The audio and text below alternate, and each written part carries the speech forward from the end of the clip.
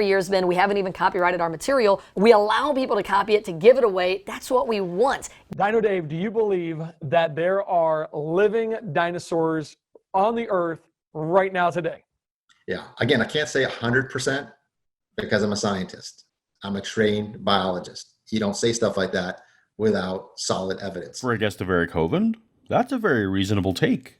Let's apportion our confidence to the quality of the evidence. So what, maybe a 2% chance we have living dinosaurs? 5%? Yeah, 95, 97, 99, somewhere in there.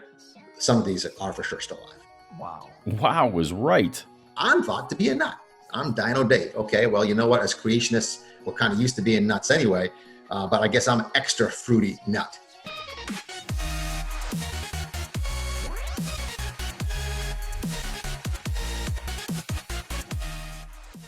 Welcome to Paulogia, where a former Christian takes a look at the claims of Christians. If you're new to the channel, please take a second to tap on the subscribe button so that you'll be notified when new science, theology, and news videos come out. Recently, Eric Hovind of Creation Today held an online seminar on the topic of living dinosaurs with special guest Dave Woetzel of Genesis Park Ministries. These gentlemen I believe dinosaurs were created alongside with man in the Garden of Eden. They were all in the ark with Noah, and then after the flood, all the animals, including the dinosaurs, were released. And so there should be a lot of dinosaurs, or a lot of these animals alive today. I can already hear my science-loving viewers yelling the obvious technical objection, but birds are dinosaurs, and they're alive today. Well, I'm afraid that Eric and Dave are not on the same page about that. So when they refer to dinosaurs, they're going to be referring to what we would call non-avian dinosaurs. I'll even give Dave a little credit for understanding some of the labels that he's misusing. Technically, dinosaurs are just the walking great reptiles, but we're going to use the word dinosaurs in a more generic sense, in a more popular sense, dinosaurians, which would include the plesiosaurs, the swimming reptiles, the pterosaurs, the great flying reptiles, and the dinosaurs. So Dave Woetzel, or Dino Dave as he likes to be called, has a legitimate Master's of Biological Sciences from Clemson University, an accredited secular university in South Carolina. For someone appearing in a seminar with Eric Hovind, he seems to have a reasonable grasp on biology basics. This seems all the stranger in light of Dave's life pursuit. You've kind of taken this, though, to a whole nother level. You've actually traveled to these places where there are reports of living dinosaurs. You're crazy, aren't you? Well, here's what it takes. It takes someone who's a little bit nuts and likes roughing it. In 2013, Dino Dave sold his data management business in order to spend all of his time traveling the globe looking to observe and document non-extinct, non-avian dinosaurids. But I've been to places like the Amazon, I've been to places like Papua New Guinea multiple times, been to Zambia, the swamps of Benguela where David Livingstone died, I've been to Loch Ness, been to Lake Champlain, been to Lake Okanagan out in British Columbia, and we'll talk about some of these as we go along today, but it's taken me years, but I've pretty much been to every credible, and when I say credible, that means it's kind of multiple lines of evidence, not just one wingnut saying, hey, I saw something there, but all the credible sites out there, and some of them I kind of ruled out, others, man, they're very promising still, and I've seen some pretty crazy stuff along the way. Whoa. Okay, I cannot wait to hear what you have to say tonight. The seminar was 90 minutes long and often felt more like watching someone's vacation slides than a presentation about scientific findings.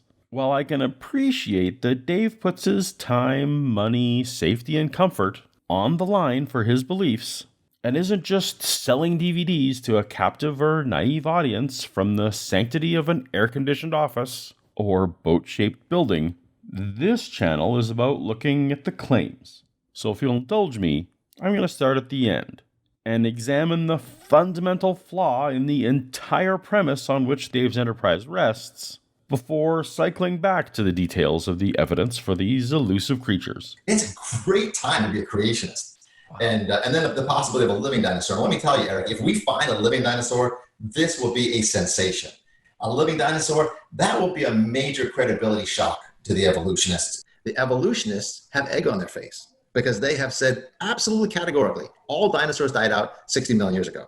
And yet here they are walking around in the Congo, and the people are like, yeah, no big deal. Dave is under the mistaken impression that finding a live dinosaurid will deal some kind of blow to the science of evolution. For the enemy, the adversary, to take creatures that are still walking around on this earth and convince people that they died out 60 million years ago. But that's what they've done. And he doesn't want them coming to light because one of his best lies is going to go down the tubes with it. As someone who until recently held to young Earth creation models, I can understand how he imagines this would follow, but the fact is it simply does not. First, scientists don't say absolutely categorically that all dinosaurs died out 60 million years ago. As I caveated earlier, it's generally accepted that modern birds are the descendants of dinosaurs, and phylogenetically are dinosaurs. As such, they are walking around not only in the Congo, but also in your backyard. But second, even if we're talking about non-avian dinosaurs, if you press the science on the extinction status of any creature, they're likely to say the species is believed to be extinct, or extinct as far as we know. It would indeed be foolish to assume that every leaf on the planet has been turned. Science is provisional, drawing tentative conclusions in eager search of falsifying data. That said, the extinction of non-avian dinosaurs is a reasonable claim, until such time as a live non-avian dinosaur is shown to exist. Third, should a living T-Rex be found tomorrow, that would in no way alter anything about the basics of biological evolution. Common descent, the change of allele frequencies in a population over time, and natural selection. Evolution does not require that any species actually go extinct. It merely observes that species better able to thrive in a given environment will have better reproductive success than those less able to thrive. Perhaps it is the popular but misleading moniker survival of the fittest that causes those with less understanding of how evolution operates to be mistaken that it requires literal non-survival at a species level. That the less successful species might continue on in some diminished numbers doesn't change the reality of population shifts, nor of common ancestry. To be clear, evolution neither predicts nor requires that any species die out. And fourthly, A lot of the scientists I've talked to, even secular evolutionists, they disagree with my worldview, but they would be thrilled to see a living dinosaur come to light. exactly. It would be super cool in countless ways to discover a specimen or population of living dinosaurs. Maybe a previously unexplored island or an untouched pocket in a rainforest. I can't think of a biologist who wouldn't be thrilled at such a discovery. And again, to be clear, such a find would obviously change the perception about the totality of dinosaur extinction, but it wouldn't affect the accuracy and predictive power of biological evolution theory. If the ancient world had avoided ecological disaster, and dinosaurs were still the dominant life forms on the planet to this day, the truth of changes in genetic frequency, descent with modification, natural selection, and common ancestry would be entirely unchanged. I feel sorry for Dino Dave that his entire life pursuit won't achieve his desired outcome, even if he accomplishes it. That said, I wish him success. My inner child would love to see a dinosaur. So now that we've established that the worldview of both young Earth creationists and the mainstream evolution-affirming population are both equally open and even excited about the prospect of living dinosaurs, we can proceed without any influence of bias nor presupposition against any findings, as a bit of an epistemological exercise, to take a look at Dino's work in cryptozoology. Crypto meaning hidden, zoology meaning the study of animals. So it's animals that have not yet been proven to exist by science. And every year, a new species is discovered. We're talking about a lot of small things, frogs, insects, but sometimes a dozen or more are discovered in a year. Plants, and they get named, they get a scientific name, they get described. And so we had in 2009 a 6-foot-long monitor lizard that was classified. In my opinion, Dave was smart to begin his presentation with a bit of a tour of recently discovered living species like the coelacanth, the okapi, and the Varanus pitatawa monitor lizard. This helps to set the stage for skeptics that new biological finds do happen. If we're still finding brand new frogs on a regular basis, why not brand new flying lizards? And, in principle, he's right. Dave also seems to be aware of the kind of evidence it would take to prove to the scientific community that living dinosaurs exist. It's not 100% until we catch one. Picture's not going to cut it. Video's not going to cut it. Too easy to fake that stuff. Even back in the days of Charles Darwin, you had to get a species, you had to get a living, a corpse or a living one to be able to give it a species name. This doesn't stop him from being personally credulous about photos and hearsay rumors and stories, but at least he's aware it's not going to be convincing to anyone else. And I want to begin with Lake Champlain's Champ. Now, Lake Champlain is a very deep lake that makes a border between the state of Vermont and the state of New York in the United States. And it extends into Canada. Don't leave my country out of this. Oh, wait. Maybe do. And this creature's been seen ever since the days of Champlain himself, and when he came up and the lake was named after him. But good for Dave for not overreaching and making the same mistake as other cryptid enthusiasts in attributing a passage in Champlain's 1609 personal journal to a sighting of the Champ monster, when it's really about the massive long-nosed gar that do populate the lake. These 5 to 8 foot long pike, or the massive sturgeon who also occupy the lake, could understandably be confused with something more ominous by a casual observer. The most famous photo of the lake monster is a 1977 photo by Sandra Mancy. And I met Sandra. I know Eric's dad has met her. And it's a great photo, probably the best photo of a lake monster. While it is true that this is probably the best photo of a lake monster, that doesn't mean that it's a photo of a lake monster. The photographer Mancy has been interviewed about this photo many times, and the details of the story shift. Suffice to say that she lost or destroyed the negative. Convenient. And either forgets or refuses to divulge the location of where the photo happened. As part of a Discovery Channel documentary on Champ, researchers Robert Bartholomew and Joe Nickel set out to find the spot based on the background landmarks and recreate the photo. Their findings indicate that the object would be a fraction of the size reported by Mancy, and that the depth of the water there is only a few meters. Not a depth that could support a population of massive creatures that remain hidden. Of course, that it be a 6-foot creature instead of the reported 25-foot creature doesn't mean it couldn't be a creature, but the circumstances here aren't that solid. Others have analyzed the shapes, the shadows, the wave break patterns in the photo. Twisted driftwood bobbing in the waves seems most probable to those who investigate. Now, I spent some time on this one particular point of Dave's to serve as a representative sample of what was presented. I'm not here to rehash all the reasons to doubt the decades and century-old trope arguments put forth for popular cryptid legends. That's been done by television documentaries, books, and YouTube videos aplenty. I think our time is better spent examining some of the epistemological inconsistencies in Dave's general approach to what he finds convincing, and why.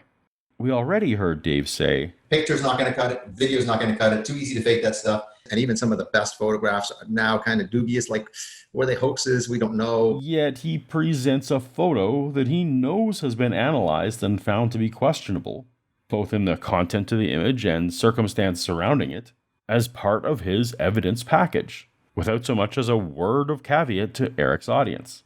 Could it be that Dave is less convinced by the photo itself, and more by the testimony of the person behind the photo? The most famous photo of the lake monster is a 1977 photo by Sandra Mancy, and I met Sandra. Dave actually met Sandra Mancy before her passing, and found them compelling. The problem is that Mancy gave numerous recorded interviews about that day. She became a bit of a celebrity, and seemed to enjoy the attention. But in all those retellings, the cryptozoology community couldn't help but notice that her story changed from interview to interview. Is there any reason for them to lie to you? I mean, is there any reason for them to be telling you a story? Maybe Mancy and some of the other witnesses Dave uses were lying, exaggerating, or inventing details. But we don't necessarily need to assume any malice or dishonesty. If there's one thing researchers have learned, it's that human memory and eyewitness testimony isn't particularly reliable. Modern studies affirm again and again that human memory is not a literal reproduction of the past, but instead relies on constructive processes that are sometimes prone to error and distortion. Each time we remember an event, It is prone to drift from the originals. Memories can be manipulated or led. Ask a witness if a suspect was wearing a hat, and they might say no. But instead, ask what color hat the suspect was wearing, and the witness is likely to provide a color, even though no hat was present. According to Scientific American, 73% of the cases that the Innocent Project gets overturned on DNA evidence were initially convicted on the basis of eyewitness testimony. 2/3 of those on the basis of multiple eyewitnesses. And 1/4 of the cases involve suspects giving false confessions. When physical evidence and testimony contradict, the courts rightly side with the physical evidence. But not Eric or Dino Dave. They repeatedly side with eyewitness testimony, trusting it over physical evidence that can be corroborated. While unfortunate, this overvaluing of eyewitness testimony is a side effect of their ultimate source of authority, the hearsay found in the Bible. There's another way of approaching truth, and that is the Creator. God himself has given us truth in this book. We call it God's Word, the Bible. When God spoke, that was written down. God's Word is spot on accurate. I like to say the Bible's more up to date than tomorrow's Google headlines. It's odd that Dave chose Google headlines as some kind of accuracy standard. I hope that most people are aware that the headline portion of a media posting is gonna be the least accurate part of that posting. Often, headlines are written by an entirely different person or team, whose job it is to sensationalize the content as far as possible in order to maximize the number of people who will read it. It's called clickbait. But I digress. The point is that because Dave and Eric have decided that the Bible is more accurate than reality, and that the authority of the Bible rests in eyewitness testimony, they subsequently prop up and value testimony in all circumstances and all forms, sometimes to an irrational degree. Well, let's jump ahead to Loch Ness. And this is everybody's favorite lake monster, and I still include it because it's so popular, but honestly, we haven't had nearly as much evidence for Loch Ness. This is actually great. It shows that Dave isn't just latching on to every shred merely because it supports the conclusion he prefers. While his standard of evidence and mine might be very different, at least he has a standard. Now, I've been to Loch Ness, I went all over the place, and I talked to some people. And to Dave's credit, he travels to personally investigate each one of these firsthand. He's not just repeating reports like the Hovinds. But he hasn't anything recently. This is the most recent sonar image he's holding up here in the lower right. And so I don't know whether the creature died or what, but it just doesn't seem that there's any really good, credible evidence. But even then, he refuses to include the possibility that witnesses were simply mistaken, that the creature never existed. He can't corroborate the witnesses, and the only reason he can think of is that the creature must have died. Here is Lake Okanagan, and this creature is called Ogopogo. Great name for a monster, I think. Ogopogo, glacial lake. They are up in British Columbia. Canada again. Maybe it's something like a plesiosaur. I mean, maybe it's you got the neck and the body making these humps, but sometimes it comes clean out of the water and it's an arch and you can see air underneath. So I rather suspect that it's something else. I think it's more like a sea serpent. Okay, so Dave's endeavor here is to find a creature that can disprove evolution. As we've discussed, evolution doesn't require species go extinct, so such a find wouldn't impact the reality of evolution in any way. But now Dave is straying an extra step of irrelevance by positing a sea serpent. Because we've never found a sea serpent in the fossil record. Exactly. No one is claiming that sea serpents are extinct because we don't have evidence that sea serpents ever existed. So Ogopogo would be a brand new species. No different than finding the first okapi. I actually saw Ogopogo myself. Here I am on this lake, on Lake Okanagan, and I was driving the boat. Dave saw it himself. Now we're getting somewhere. And all of a sudden there was these humps came out of the water. They just broke the surface, never saw a head, never saw a tail, just humps. My hump, my hump, my hump. And they started moving away from us at a high rate of speed. So my wife has the video camera, and I turn to her and I yell, grab the video camera. She turns to my daughter and says, get your hand out of the water. And I'm thinking, who cares about my daughter's hand? You know, we can get her a prosthetic limb or something, get a picture of the monster. Dave has spent tens of thousands of dollars traveling around the world on these cryptid hunts. I've got here a night vision goggle. I've got a thermal imager.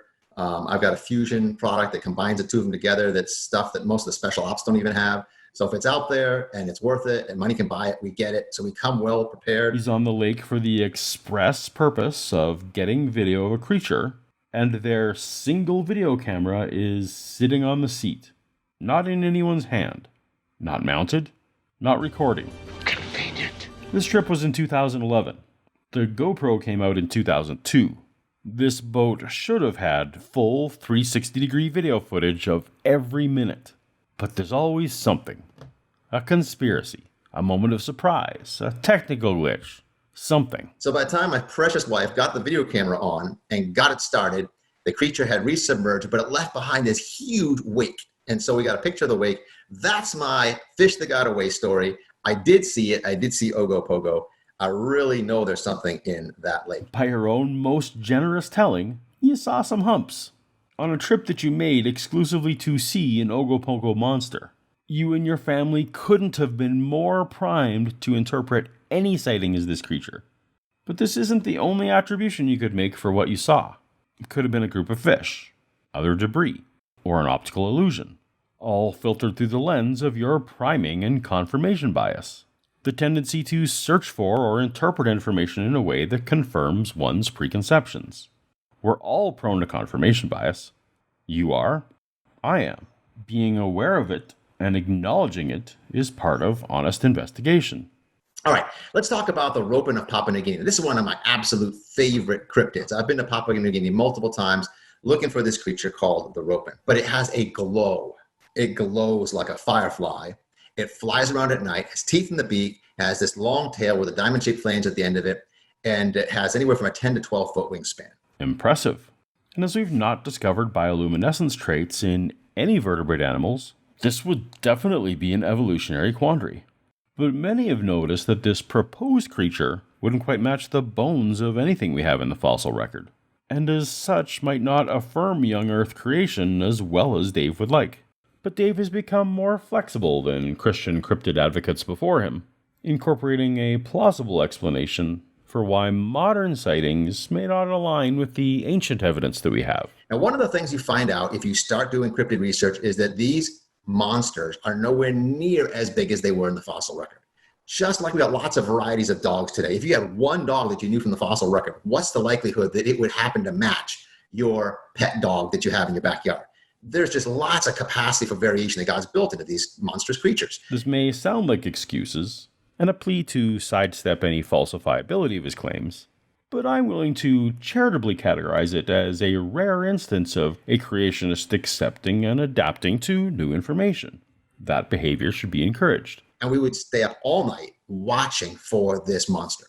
And one night I was on duty and I was looking out over this beautiful scene, and I saw between me and the next mountain a glowing light fly through the valley. And my guide is sitting next to me, and I'm like, he's like, yeah, that's it. You just saw the Ropen. Now, I didn't see the outline of it. I can't tell you it was something like this. All I can tell you is that it glowed, it was big, it was silent, and it flew between me and the next mountain. It glowed, it was big, it was silent, and it flew. Also, he'd been up all night in a strange jungle, specifically waiting to see exactly this.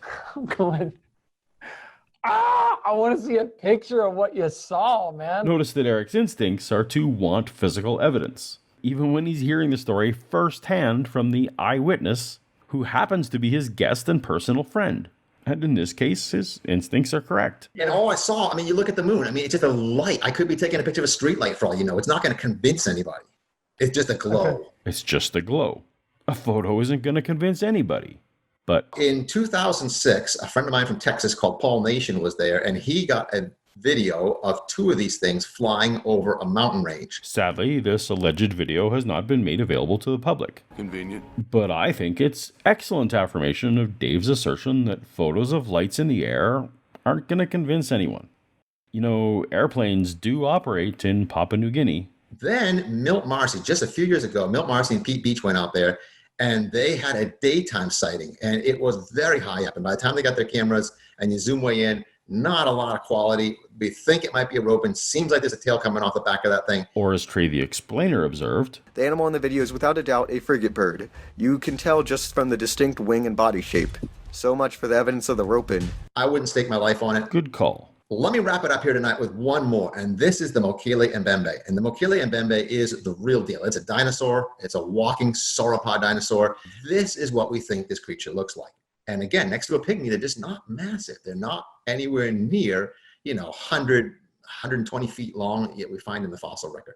100-ton sauropod dinosaurs, just nothing near that. Things have degenerated, they've de-evolved, they're much smaller, as is everything than the fossil record. Tying back to his previous disclaimers about variations in microevolution, bypassing any objections or falsification from conflicts with paleontological finds. Smart. Eventually, we get to this place called the Bumba River. And the Bumba River is where they see the Mokele-Mbembe. Now, the creature's very reclusive.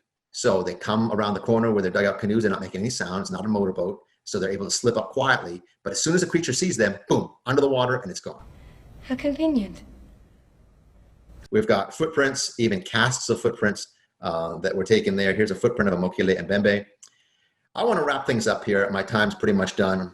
The footprint that you saw, I was like, okay, you went past that pretty quick on your slide, but I noticed that too. This would be the first shred of physical evidence in the presentation. Tell us more. Yeah, so that wasn't me. That was a group from Canada. They got that imprints, and then they got the picture. They got the cast, and it's an abandoned nest. Yeah, but it was on an island in that river, actually. So this continues on. There's been the BBC's gone there. That's all we get? A group from Canada found it? All the other pictures had names and dates I could go investigate. This photo is on Dave's website without even a mention of the Canadian group. I tried to find more, but reverse image search didn't lend any new details either. This isn't the kind of corroboration that we would expect from a group specifically leading an expedition to find a dinosaur. I'd expect intensive documentation, not just one photo of a single imprint that could have been made by anything. We initially went in very suspicious for a couple of reasons. Number one, they do have things get exaggerated, fables, over the ages, whether it's unicorns or griffins or whatever, this stuff that just gets exaggerated, and there are people believe this stuff, right? I don't understand by what criteria his voice spits out fairies and unicorns with contempt, all the while presenting why he believes in glow-in-the-dark flying reptiles and massive sea serpents. But okay. We tested their credibility, Eric. So here's how we approached it. Before we left, we brought a book with us, and the book allowed us to kind of step through the interview process very carefully, and we videotaped this. So for example, someone says he knows the creature. We would not be really overly excited so that they won't tell us a lot of crazy stories. We would be, okay, well, tell us about crocodiles, tell us about hippos. And then we'd open the book and say, okay, do you know this? And we'd show them a picture of a gorilla, which of course they know. And we'd say, do you know this? And they'd say, oh yeah. And say, well, how big is that? And tell me what color it is. And so we'd talk about that a while. Then we'd flip the page and we'll say, well, what about this? And show them a picture of a polar bear. And they'd sit, kind of talk amongst themselves, and I'll go get somebody. And so this old guy would come out and they'd ask him, because he knows everything. There was a lot more of these animals in his day. And he looks at it, he shakes his head. No, we don't know that. We show him a kangaroo. No, we don't know that either. They talk a lot. And well, what about, no, that's not that. And no, we don't know that one. Then you flip the page and show them a sauropod dinosaur, just a black and white profile with nothing to give it perspective as to whether we got it too big or too small. Just the long neck, long tail sauropod dinosaur, Mokele-Mbembe. Wow. Consistently, village by village by village. If indeed these conversations happened the way Dave is describing, it's actually a pretty good methodology. As an interviewer, you can very much influence the kind of answers you might get, particularly with such a vast cultural and language barrier. Recall my previous example of asking, did the suspect wear a hat, versus what color was the suspect's hat? He chose to incorporate these tactics because he wanted to avoid wild goose chases in the Congo jungle. I'm not like an all or nothing type of guy. I give things percentages, and I go back to the places where my best odds are of finding a living cryptid. Why? Because I want to get one of these things. But if Dave wanted this villager testimony to persuade a broader audience, he should further refine this methodology and ideally do video recordings of the testimony for outsider evaluation. Still, some credit for the methodological effort. The Q&A portion of the seminar was dominated by excuses for why the evidence can't be better. Yeah, technology only helps you so much, Eric. So if the creatures are by the banks, in behind the vegetation, you can't see them. They're in behind the curtain. If you're in behind the curtain and they happen to be swimming in the river, you can't see them. The odds are not good. They are not good. Not when you go in there for a couple of weeks. They'll listen to you and they'll take the camera And after about 2 weeks, they're using it, to play soccer with. Well, I guess there's no cell service out there. How do you, how would you? No. Some of these may be valid reasons, some obstacles that can be overcome, and some just convenient excuses. The point is, no string of excuses makes insufficient evidence somehow become sufficient. It may be unfortunate circumstance, but the time to believe something is when there's sufficient evidence put forth, not before. Not because it adheres to what one desires to be true. Until then, we say we don't know. All right, so where do we net out on all this? What have we learned? And so what we have learned applies to our lives today. Paul, Has a lot to say in his video. First, and most importantly, finding a non-avian dinosaur, or plesiosaur or pterosaur, alive today would have literally no bearing on the truth value of biological evolution. It would tell us that more species survived the most recent mass extinction event than we thought, but that's it. Evolution doesn't require that any given species actually go extinct at any specified time. Second, generally speaking, physical evidence is more reliable than eyewitness testimony. Third, our confidence in a claim should be proportional to the amount of evidence that we have for the claim. Fourth, we should apply appropriate skepticism to evidence. If there are reasons to doubt the evidence, we should have less confidence in the evidence. And that's why you got to get a specimen. Now, let's say I see it, I get a picture. Who's going to believe it? You can computer animate these things all day long. Video's better. The best video is when you can completely go all around the creature, get it from every angle. That's a little bit hard to do with computer animation, but still not impossible. So nobody that doesn't want to be convinced is going to get convinced unless you've got a specimen. Fifth, where possible, apply research methodologies that reduce bias and other sources of potential error. And finally, excuses, even valid excuses, as to why the evidence isn't better, doesn't somehow make the evidence better. The time to believe a claim is when there is sufficient evidence. Until then, I don't know is the best answer. I kind of like Dino Dave. He's a bit of a nut, as he says, but if he can manage to find a live dinosaur-like creature, I'm going to be the first in line to be genuinely thrilled. I'm not convinced, based on this presentation, but I'd love to be. Thank you so much to my patrons, without whom the work I do on this channel would simply not be possible. If you're willing and able to join them for as little as $1 a month, please find a link in the description. For the rest, thank you so much for watching, and might I recommend the video you're seeing on screen to watch next. It's a good one. I'll see you over there. Until next time. Later.